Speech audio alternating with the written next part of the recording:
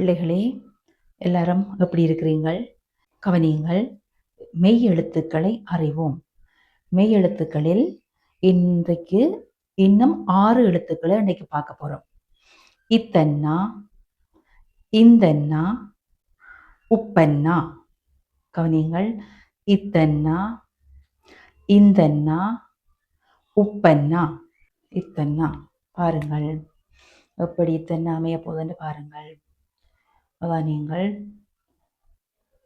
மேல்கோடு, கிடைக்கோடு என்று சொல்லி தொடங்கி இத்தன்னா. திருப்ப பாருங்கள்.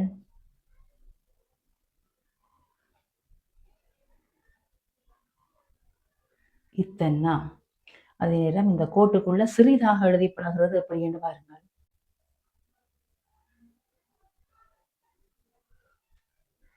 இத்தன்னா.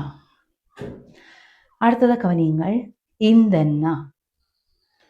இந்தன்னா. இந்த். இனி ஒவ்வொரு சொற்களையும் நாங்கள் விரைவாக வாசிக்க பழக போகிறோம். அதுக்கு முதல் நீங்கள் எழுத்துக்களை ஒருக்கா அவதானித்து எழுதிவிட்டோம் என்றால் சரி. இந்தன்னா. கவனியுங்கள். இந்தன்னா. சின்ன இந்தன்னா அப்படி எழுத போகிறோம் பாருங்கள். இந்தன்னா. ஓகே, பாருங்கள். உப்பன்னா. உப்பன்னா, உப்பன்னா, உப்பன்னா.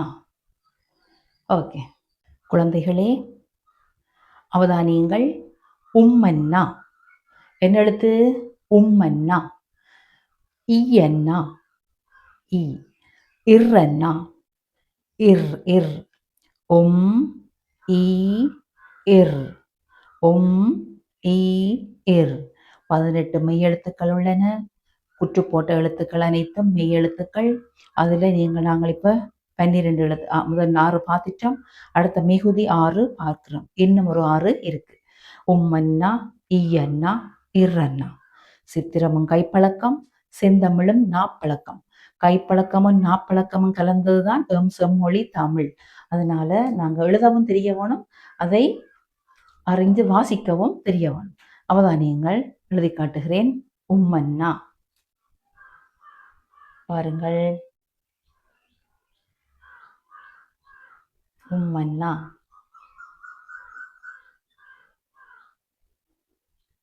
உம்மன்னா.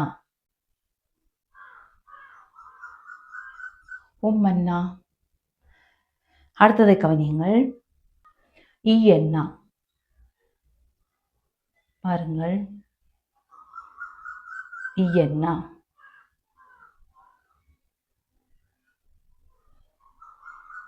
ஈயன்னா. ஈயன்னா. அடுத்தது பாருங்கள். இர்ரன்னா. இர்ரன்னா. மிகவும் இலகுவான எழுத்து. இர்ரன்னா. இர்ரன்னா. சரி, இன்றைக்கு இந்த மெய் எழுத்துக்களை பார்த்து விட்டோம். தொடர்ந்து கற்றுக்கொள்ளுங்கள், பயன்பெறுங்கள். எதிர்காலம் உங்களுக்குரியது.